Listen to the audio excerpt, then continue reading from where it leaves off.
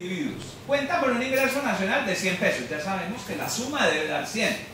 30 de esos individuos poseen 10 pesos. 30 de los individuos poseen 10 pesos.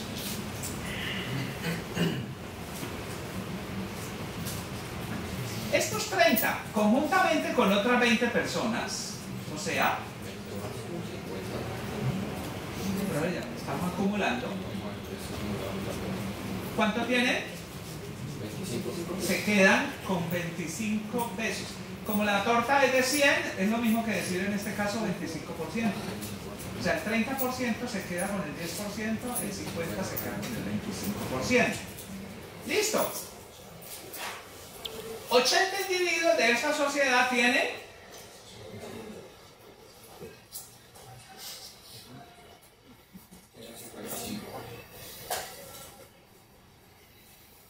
y 90 tienen 80 pesos.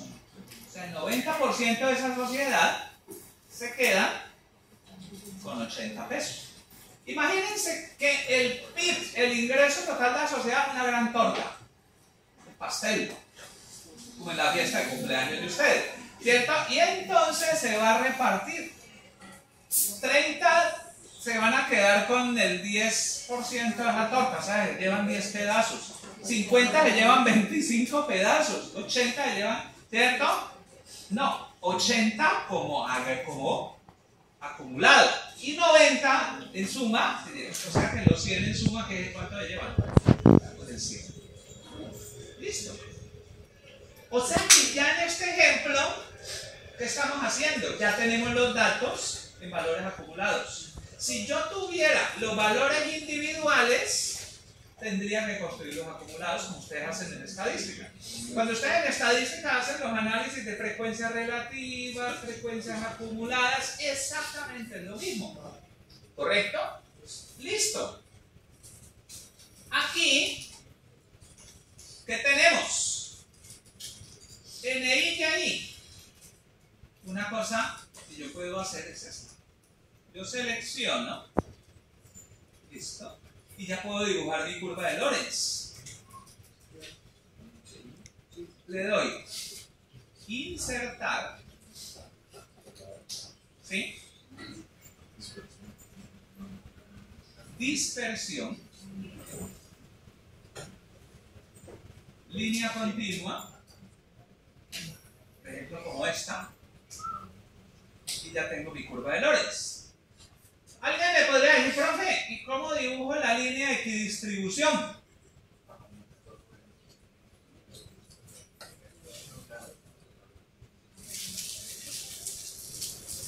Alguien me dice, profe, pero es que mira que me arranca desde 30, ¿por qué no me arranca desde antes? Entonces voy a incrustar una fila acá, entonces le voy a decir, 0 individuos se quedan con 0.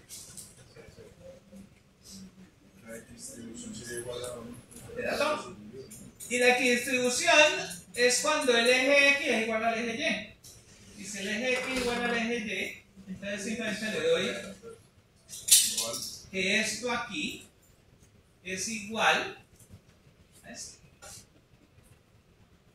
Enter y copio la fórmula y me queda idéntico. Entonces, hagamos nuevamente nuestra gráfica. Insertar.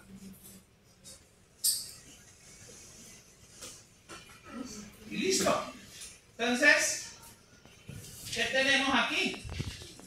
Pues tenemos la Lorenz. Ya lo demás es carpintería, como se llama, o sea, es lujo. Entonces decir, mire, de 0 a 100, listo, doble clic al eje, el valor máximo, ¿no? El valor máximo no puede ser 120, entonces 100. Listo, ya está. ¿Cierto? ¿Que quiere una gráfica más bonita? Listo. Sí, y ya lo demás es carpintería, ya lo demás es lujo, como ustedes lo quieran hacer. Que alguien quiere meterle por Visual Basic cierto, cosas que quieren utilizar emojis. Hay gente tenacísima para hacer gráficas, ¿cierto? Entonces, ¿se alcanza a ver ahí? Bien, ustedes tienen la curva de Lorenz. Entonces dice, claro, profe, pero es que ¿cómo así que el eje vertical? ¿Cierto? Muy bien. Entonces dice, no, mira, entonces lo voy a limitar. Así. ¿Listo? Ya está. Y ahí tienen la curva de Lorenz de esta sociedad. ¿Listo? Vamos a calcular el coeficiente Gini. ¿Sí? El coeficiente de Gini. Lo que pasa es que yo no estaba acostumbrado, me quedó hoy el mouse. Y yo no soy de la generación clic. Pero ustedes, digamos, ustedes manejan con maestría como dioses. ¿Cómo se llaman? El pad mouse. Sí, en cambio yo no. A mí me cuesta. ¿Me lo puedes prestar? Sí. ¿Cómo? Listo. ¿Me recuerdo? Ya me lo llevo. Me lo he hecho. Entonces, a mí me cuesta.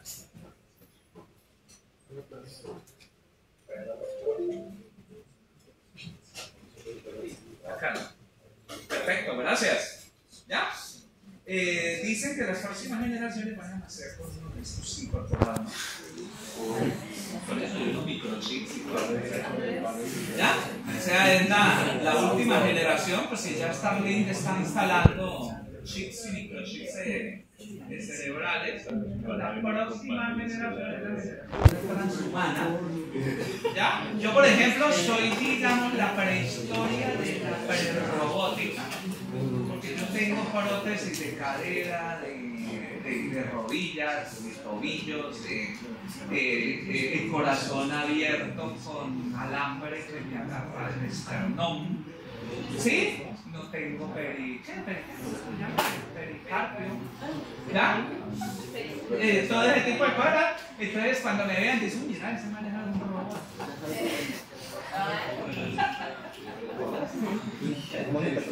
Pero soy feliz así, porque o sea, en mi forma robótica, como el niño de inteligencia artificial que he encontrado después de 2000 años por las nuevas generaciones. Listo, chicos, entonces vamos a calcular nuestro Gini. ¿Cómo calculo el Gini? ¿Quién me recuerda? ¿Quién me recuerda la fórmula?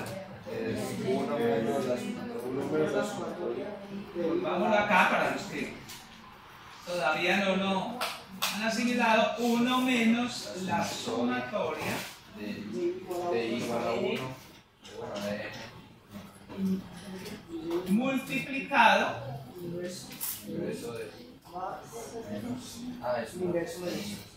muy bien, desde i igual 1 hasta el último n. Listo, entonces miren en nuestra sociedad que tenemos. Miren que acá podríamos construir ni menos ni menos 1. ¿Qué es ni menos ni menos 1?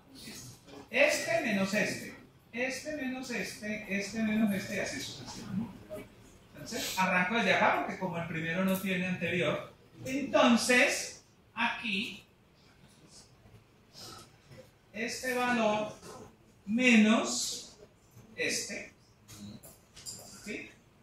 Y hago lo mismo para los otros, o sea que puedo copiar perfectamente la fórmula. ¿Listo? Voy a ponerle acá NI. ¿Cómo? NI menos 1. ¿Ah? Sí lo alcanzan a ver. ¿Ya? Ojo, voy a poner acá, porque de pronto me confunden y me hacen. Esto es recuerden que una unidad. Botón derecho del mouse, formato de celdas y le dice su índice. Eso simplemente por notación, no tiene ninguna implicación para eso. ¿Ya? Simplemente por notación para denotar. Que es este, ¿cierto? Entonces miren que es botón derecho del mouse, formato de celdas, su índice. Listo, chicos. Miren, ahora ¿cuál necesito construir? Voy a copiar esto y voy a cambiar acá simplemente por comodidad. Y más y menos 1. Miren que lo hice aquí por comodidad. ¿Sí?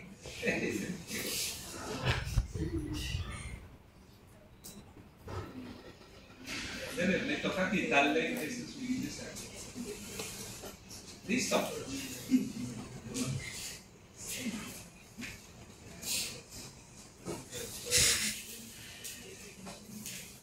Bueno.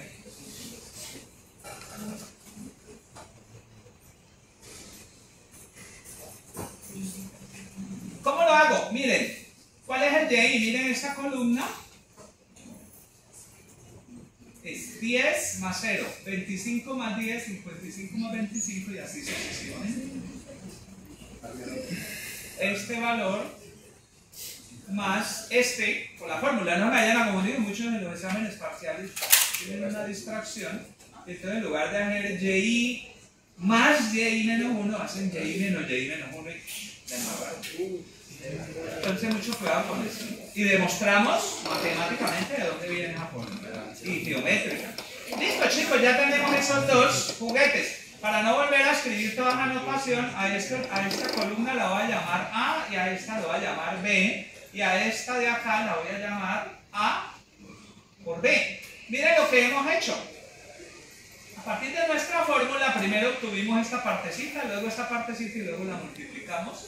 Entonces, esto simplemente es el producto. Pero aquí, ¿qué hay? Aquí hay una cosa que hay que tener en cuenta. Que esto ya está multiplicado por 100. Acuérdense que estamos hablando de 100 sujetos. Entonces tengo que dividir entre... Este está entre 100 y el otro también entre 100. O sea que tengo que dividir entre 100 por 100. ¿Sí? O sea, 30 está dividido porque estoy haciendo la analogía con los porcentajes. Es el 30%, 10%, ¿cierto? Entonces, 30% es ¿qué? 0.3. Y 10% es 0.1. 0.3 por 0.1. ¿Cierto? O sea que acá tengo que dividir, ¿cierto? Entre 100%. ¿Sí? O al final también lo podría hacer. Lo que pasa es que me acumula un número grandote, ¿cierto? Entonces por eso es que aquí 100%, ¿cierto? ¿Esto me da cuánto? 10. ¿Sí está bien? Creo que me fue un... ¿Te puse aquí 10.000 o 100.000? 10.000. ¿Listo?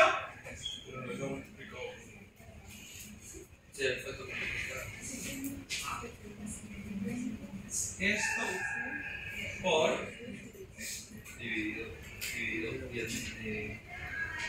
Faltó la división. Entonces dividido 10.000. Entonces, dividido. ¿Listo? Sí, muy bien, gracias. Miren, entonces ya tenemos esto. ¿Qué sigue después del producto? La suma. ¿Sí? Entonces, sumemos esto y me da 0.65. Y entonces ahora obtengo el Gini.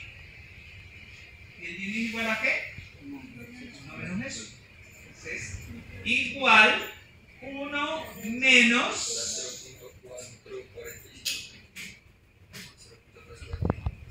Entonces uno que diría, o sea, es una sociedad cuya distribución no es realmente de alta concentración.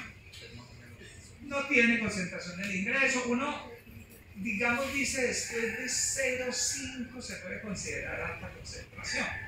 Colombia, por ejemplo, distribución del ingreso, ustedes ven en las mangas, tiene un Gini de 0,50 y tanto. Brasil y Sudáfrica, por ejemplo, tienen unos Ginis supremamente grandes.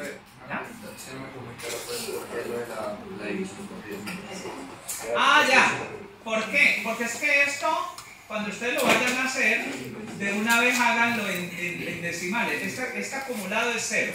esto es 0.3, esto es 0.5, 0.8. ¿Qué quiere decir?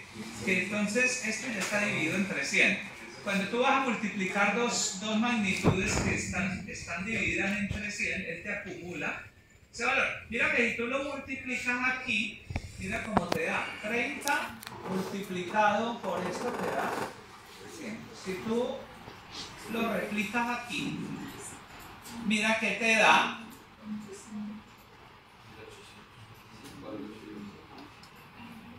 esos valores.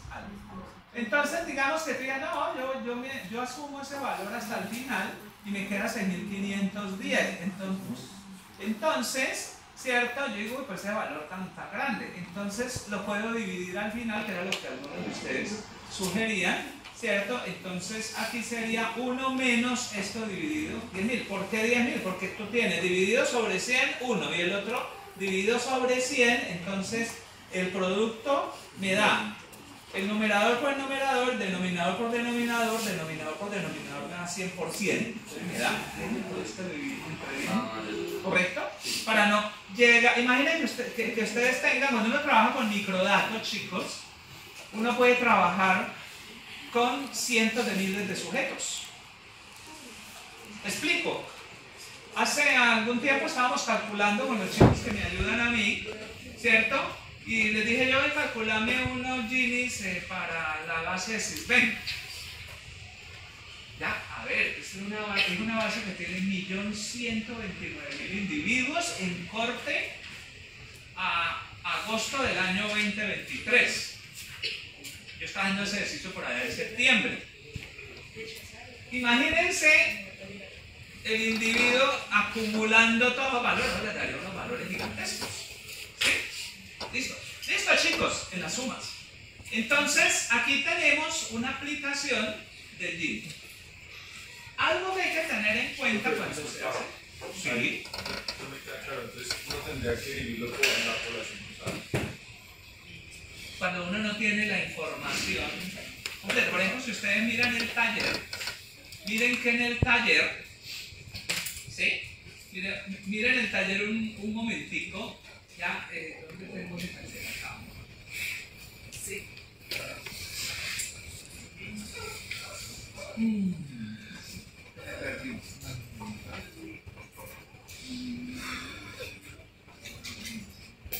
Miren este taller. El taller 3 que ustedes tienen en el... Miren. Este taller 3. Miren lo que yo les doy aquí en este punto, el punto 8. La información de la siguiente tabla, ya. Primero les pido calcular indicadores económicos, estadísticos básicos, pero luego les pido el Gini. Pero miren la diferencia, que usted acá tiene el individuo 1, 2, 3, 4, ¿cierto? 15. ¿Sí?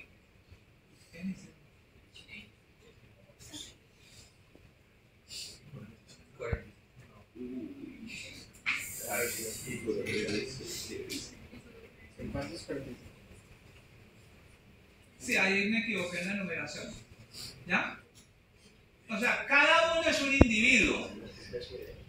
Ese sobre SIH es educación superior, ¿ya?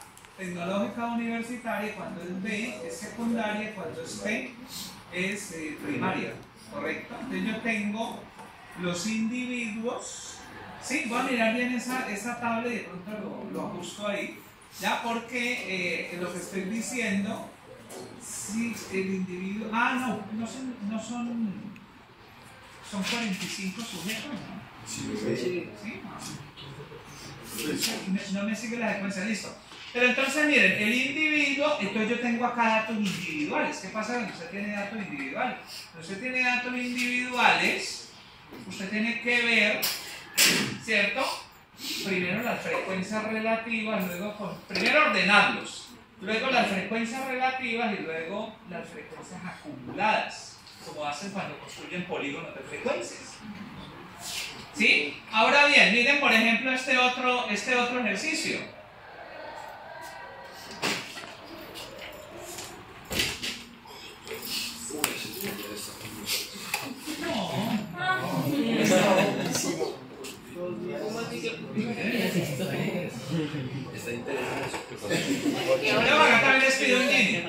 Acá les pido, Ginny, miren, usted tiene rangos de, o sea, tamaños de predios en el departamento del Cauca, que esto es una base, digamos, de ligar desde mucho tiempo, ¿ya? Entonces está clasificado en predios entre 1000 y 2000 hectáreas, ¿sí? ¿Cuántos predios hay entre 1000 y 2000 hectáreas? Hay 35 predios. En suma, ¿cuántas hectáreas son? 44.231. ¿Sí? Entonces miran que aquí lo que hay es información ya no de ingresos, sino de predios y hectáreas. Entonces, por ejemplo, miren que hay predios de más de 2000 hectáreas. ¿Cuántos hay y cuántos predios? Hay 59 y con cuántas hectáreas se quedan. Hay predios entre 500 y 1000 hectáreas. Una hectárea, recuerden ustedes, en medidas de superficie, una hectárea son 10.000 metros cuadrados. Que es diferente a una plaza. Recuerden que una plaza son 6.480 metros cuadrados. ¿Sí? O sea, una plaza es más o menos un lote de 80 de frente por 80 de fondo. Y una hectárea es un lote de 100 de frente por 100 de fondo. Entonces pregúntense ustedes, hay 59 predios en el departamento del Cauca en el año 2005, ¿cierto? ¿Ya? De más de 2000 hectáreas que correspondía en suma a 647.234 hectáreas.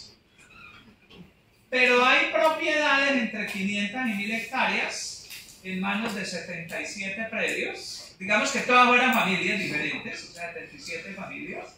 ¿Ya? Y hay predios de menos de 1 hectárea, o sea, predios, minifundios, ¿sí? De menos de 10.000 metros cuadrados, hay 76.453 que corresponden en suma a 24.345. Alguien diría, pregunta, ¿está concentrada la tierra en el departamento del Cauca? También se ve claramente. ¿Cómo así que si 59 predios tienen 647.234 hectáreas en el departamento del Cauca y 76.453 minifundistas tienen en sus manos apenas 24.345 hectáreas? Entonces yo les digo, calculen el Gini en el ejercicio. Entonces, ¿qué es lo primero que tendrían que hacer? Lo primero que tienen que hacer es primero organizar los rangos desde el más pequeño al más grande. Y entonces me dice, profe, pero ¿y aquí cómo hacemos? Porque usted nos enseñó la fórmula de gente que recibe ingresos, pero es que aquí no nos ha dado la fórmula de predios hectáreas. ¿Cómo sería? Entonces aquí se adaptaría. ¿Quién me dice? Los predios, ¿qué serían y qué serían las hectáreas? Predio sería equivalente al N y hectáreas al ingreso. ¿Sí?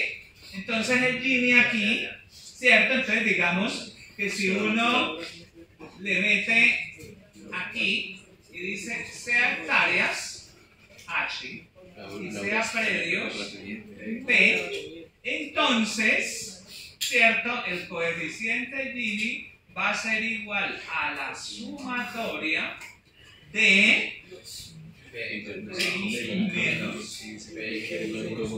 por el HI más el HI menos 1. y ya está. Menos 1. Uno menos esa sumatoria. Exactamente. HI menos 1, o sea, el anterior. Sí, el anterior. Bueno, entonces, ¿qué pasa?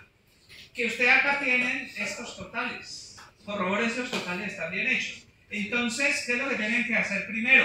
Calcular el porcentaje relativo, una vez ordenado, de cada uno de ellos en el agregado. No, No, pero el Excel. No, el Excel lo hace solo, sí. Luego, una vez tengan los relativos, calculan los acumulados.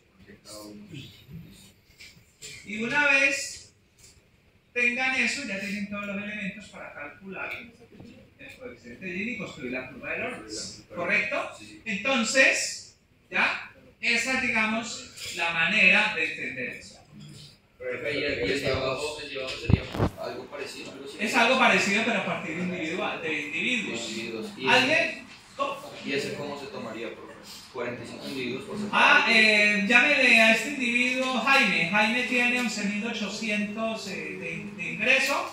¿Cuál es la participación de Jaime en el ingreso de suma de toda la sociedad? Y ese es el equivalente a, ¿qué? A la participación relativa. Luego hacen lo mismo para todos los individuos, los ordena de menor a mayor según nivel de ingreso y luego comienza a construir el acumulado. Y a partir de los acumulados, entonces, construye la curva de Lorentz, ¿cierto? Y luego computa el coeficiente de Gini. ¿Correcto? Entonces miren que aquí lo hicimos, este es para el año 2005. ¿Listo? Bueno, entonces... Profesor, una pregunta, lo del H y M lo que estaba abajo. ¿De los ¿El qué? individuos? Ah, mira, es que lo que pasa aquí es que S y H es el nivel educativo, pero yo voy a mirar bien la tabla porque creo que al pegarlas en el barato, ¿ya? Porque aquí está el ingreso y el nivel educativo del individuo. Entonces no sé por qué es en el barato ahí, ¿ya? Porque es el nivel educativo. ¿Por qué les puse el nivel educativo? Porque yo luego les voy a pedir el TAIL. Miren que yo les digo, después obtenga los índices de TAIL según los niveles educativos de los individuos. ¿Listo? ¿Ya? Y... no, es que sí, no, sí está, miren que es correcto, miren. Este individuo, sí es correcto, miren. El individuo 1 tiene un ingreso de 11.800. Su nivel educativo es educación superior. Y es H. H es hombre. Los que aparezcan. Entonces, un hombre con 11.800, ¿cierto? Y educación superior. Este es un individuo con 6.700 de ingreso. Bachillerato, hombre. Otro individuo 3 con 4.800 de ingreso, bachillerato, mujer, y así sucesivamente. Entonces por eso es que abajo le digo, ahora obtenga los índices de TAIL según género. O sea, primero lo hacen según niveles educativos. ¿Cuál es la diferencia? Miren que el ejercicio inicial, en lugar de trabajar con 2 grupos, trabaja con 3 grupos. Los que tienen educación primaria, secundaria y educación superior. En la teoría económica, y ahí viene la teoría, digamos, ¿qué sustenta eso? Había un señor de nombre Gary Becker. Ese señor Gary Becker es el padre de lo que denomina la Escuela de Chicago. La Escuela de Chicago, desde la década de los 50, era la escuela más descollante en los análisis económicos. Gary Becker y Theodore Schultz, ¿no?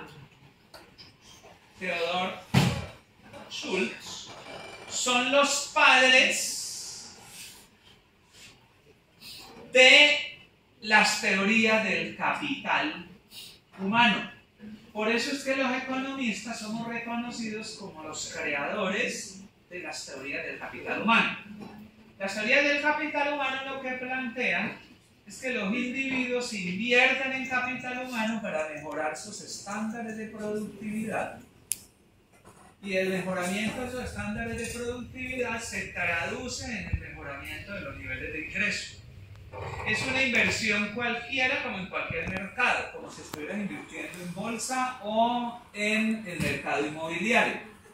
Ustedes que están sentados ahí, según Becker y según Schultz, están haciendo un análisis de evaluación financiera, económica de proyectos, en donde evalúan los costos de la inversión, que están representados por los costos que representa durante el proceso de formación pero ustedes esperan que los ingresos futuros que van a obtener en la sucesión sean mayores, así no hicieran esa inversión, de tal suerte que el valor actualizado neto de todo ese flujo de ingresos futuros va a ser superior a los costos y en consecuencia la inversión va a generar una tasa de rentabilidad que se va a denominar la tasa de rentabilidad de la educación. Esa tasa de rentabilidad de la educación la plantea Gary Becker a partir de una cosa que se denomina el análisis de rentabilidad de las decisiones. Ahora, y que más adelante otro señor de apellido Mincer, ¿sí?, va a denominar en las teorías del capital humano el modelo econométrico del capital humano. ¿Ya? Que lo único que nos enseña el modelo de capital humano es que dice que el nivel de ingreso de un individuo es una función de su nivel educativo, ¿ya?, y de otro tipo de variables, voy a llamarlo X, y de un término estocástico de error que voy a llamar swing. ¿Qué significa que dependa de I? Entonces, lo que nos va a decir Mincer, es que yo puedo decir que el ingreso del individuo lo puedo escribir como una tasa de rentabilidad alfa multiplicado por el nivel de ingreso, por el nivel educativo de ese individuo. Entonces, la hipótesis es que a mayor nivel educativo, mayores niveles de ingreso, menores niveles educativos, menores niveles de ingreso.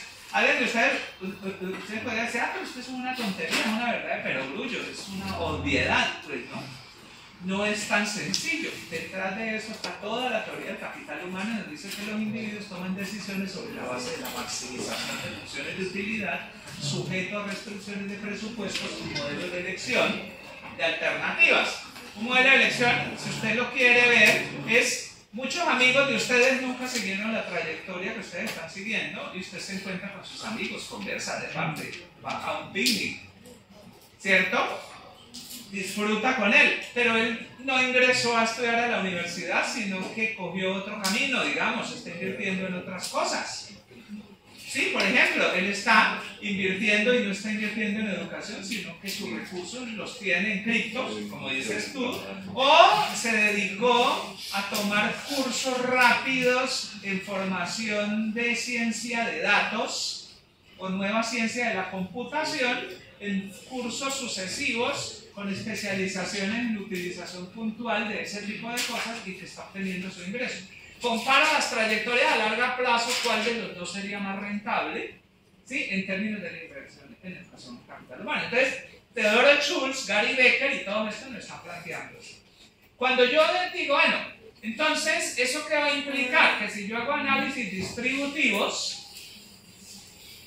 ¿cómo me van a salir los análisis distributivos dependiendo de los niveles de ingreso de los individuos? Va a mostrar que aquellos individuos que tienen altos niveles de ingreso, ¿cierto?, son más desiguales internamente o no, o tienden a ser más homogéneos. Los que tienen bajos niveles de ingreso van a ser más homogéneos o tienden a ser más desiguales. No lo sabemos hasta que lo hagan el ejercicio, ¿cierto?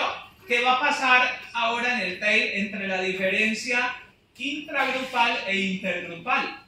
El hecho de que un individuo haya invertido en educación superior y otros individuos no, que se hayan quedado con la educación primaria, muestra entonces que la polarización de esa sociedad es mayor y que entonces la desigualdad total está explicada fundamentalmente por la falta de inversión en capital humano de aquellos de bajos niveles de ingreso con primaria frente a los de altos niveles de ingreso con educación superior. De pronto encuentran que no, que en la explicación de la desigualdad de la sociedad está en que en el interior de los grupos de los de bajo nivel, digamos, ingreso, hay mucha dispersión debido a que muchos están trabajando en actividades informales de alta rentabilidad sin necesidad de tener altos niveles de ingreso. ¿Sí?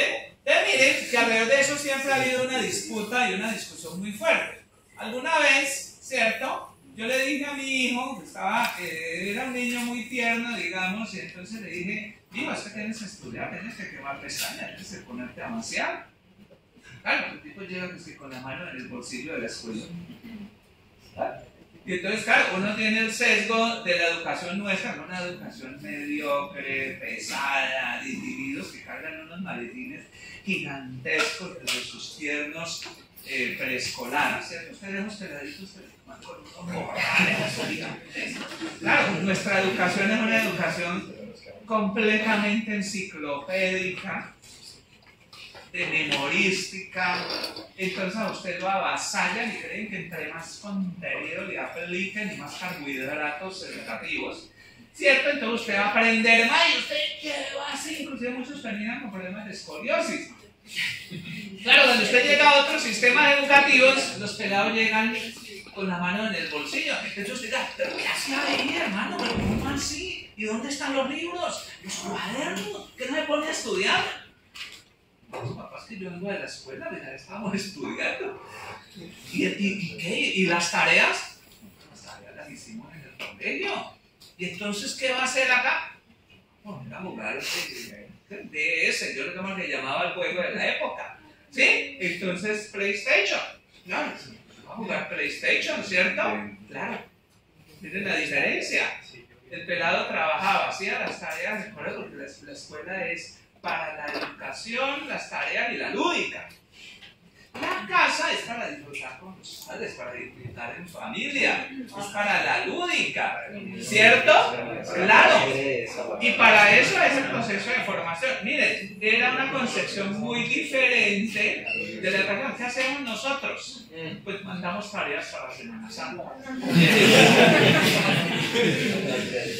Las profesoras de bachillerato están craneándose cómo van a clavar a los muchachos ahora de Semana Santa, y desde primaria le están poniendo a hacer miles de planas a los pobres peladitos para que después de Semana Santa, una educación enciclopédica de baja calidad, memorística, con una transmisión de conocimiento, digamos, realmente nosotros tenemos un sistema educativo muy malo. ¿Ya? Trata esto y teoría, pero también hay contrateorías o argumentaciones, digamos, que intentan rebatir algunas de las creencias. O sea, este ejercicio que les estoy planteando aquí nos sirve para reflexionar algo, y precisamente en eso consiste el ejercicio. Imagínense ustedes que tienen un caso en el que las curvas Lorentz son A y B. Pregunta, ¿cuál sociedad es más desigual? ¿La A o la B? La B, porque está más alejada de la línea de distribución, o sea que el coeficiente de Gini sería más grande porque es el área que hay entre la línea de distribución y la curva, dividido el área que hay por debajo de la distribución. ¿Listo? Ahora cojamos el caso B. ¿Cuál es más desigual? ¿La A o la B? Tiene parcialmente no, una y después la B. Entonces yo no podría decir que una sociedad es más desigual que una y que la otra es más desigual que ella, Porque ambas y que entonces ambas son desiguales. Sí, ambas son desiguales, pero ¿qué pasa? Entonces, ¿qué pasa cuando se cruzan, se cortan las curvas de Lorentz? Entonces, esto tiene que ver con un concepto muy bonito en el análisis del ingreso que se llama el concepto de dominancia, que quiero que ustedes consulten. ¿Por qué? Porque si yo hago un análisis matemático por contradicción, aquí, ¿sí? Y lo tomo en el punto de intersección, y yo parto del hecho de que la sociedad A es más desigual que B, llego a la conclusión de que B es más desigual que A y contradigo el punto inicial. Eso es lo que se denomina en matemática una demostración, ¿cierto? Y la demostración me lleva al absurdo. Entonces, esto me lleva al absurdo. Este absurdo muestra que esas dos curvas en la comparación directa son o sea, yo no puedo hacer una comparación consistente. Entonces, para poderlo hacer, tengo que hacer un ordenamiento lexicográfico que se denomina, o un ordenamiento completo para dar consistencia a la afirmación, y ahí aparece el concepto de dominancia matemática y dominancia en economía del bienestar, que es lo que se aplica ahí. Pues eso es lo que yo quiero que ustedes consulten. Por eso acá les pregunto, ¿ya? Que la oposición A domina a la de B y en consecuencia la desigualdad es menor en A que en B. Y entonces, ¿qué ocurre en este diagrama cuando las distribuciones A y B se cruzan? Porque aquí la dominancia es completa de A hacia B, pero aquí, ¿cómo lo analizaría?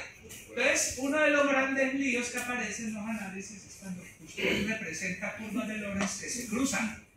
Cuando las curvas de Lorentz se cruzan, usted es mejor que no haga afirmación ninguna sobre cuál es más desigual de la otra, salvo que haga un análisis mucho más detallado de lo que se denomina la dominancia.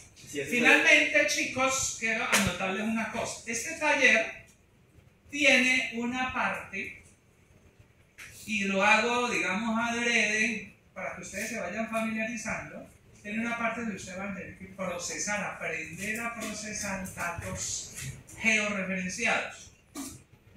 ¿Qué significa eso? Que a ustedes les va a tocar armar la base de datos, ¿sí? Y agregarle variables. Por ejemplo, yo le digo, mire, en la base de datos tenga el índice de pobreza multidimensional, necesidades básicas insatisfechas, ¿ya? Por regiones. Y esas regiones tienen unos municipios. Y a usted le va a tocar armar la base, pero entonces usted tiene una base que yo le dejé de ejemplo ahí que se llama cursillo. A partir de cursillo, meta las variables que yo le estoy pidiendo. Pero para meter variables en esa base de datos se necesitan unos procedimientos que yo quiero que usted aprenda.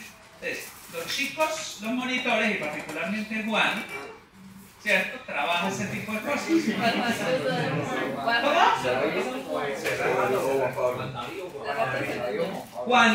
Juan Pablo, ¿no? Serrato. Juan David Serrato. Sí, claro, que el otro se llama Juan Pablo, ¿no? Sí. No, es Juan David Serrato. Juan David, que trabaja conmigo, ¿ya? Juan David, él inclusive tiene unos videos que marca el manejo de bases georreferenciales. Correcto, pero entonces esto lo aprende haciendo. Aquí aplica la lógica del learning by doing. Y es, el learning by doing es haciendo. Yo de pronto en la próxima sesión hago alguna mención, pero muy rápida alrededor de eso. Ya, en la próxima sesión hacemos un ejemplo completo de Taylor. ¿Ya? O sea, el próximo jueves hacemos un ejemplo completo aplicando el coeficiente. ¿Qué?